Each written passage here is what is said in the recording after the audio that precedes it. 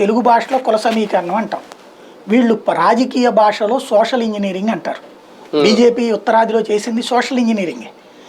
అదే సోషల్ ఇంజనీరింగ్ని పర్ఫెక్ట్గా ఎట్లా చేశాడు? మున్సిపాలిటీలు, కార్పొరేషన్లు, మండల పరిషత్తులు, జిల్లా పరిషత్తులు, ప్రతి దాంట్లో ఏ కులపు వాళ్ళు హెడ్ పొజిషన్లో ఉన్నారో ఆ నియోజకవర్గంలో ఆ ప్రదేశంలో సెకండ్ హయ్యెస్ట్ ఉన్న కులపు వాళ్ళకి సెకండ్ పోస్టు, థర్డ్ హయ్యెస్ట్ ఉన్న వాళ్ళకి థర్డ్ పోస్టు, అవసరమైతే డిప్యూటీ మేయర్ 2 పెట్టాడు. ఇట్లాగా దాంతోపాటుగా బీసీ ఎస్సీ ఎస్టీలని ప్రతి దాని పేరేంటి కార్పొరేషన్లలో అంతంతమందికి ఇచ్చేయడం 50% సీట్స్.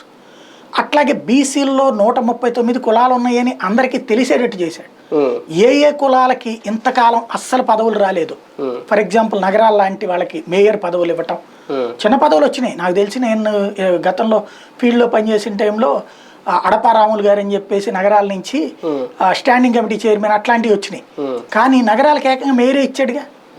అట్లాగే బెజవాడ లాంటి చోట్ల రెడ్లకి డిప్యూటీ మేయర్ ఇచ్చాడా? ఇట్లాంటి సమీకరణాలు విపరీతం. కాపులకు ఒకటి ఇచ్చారా అక్కడ? ఇలాంటి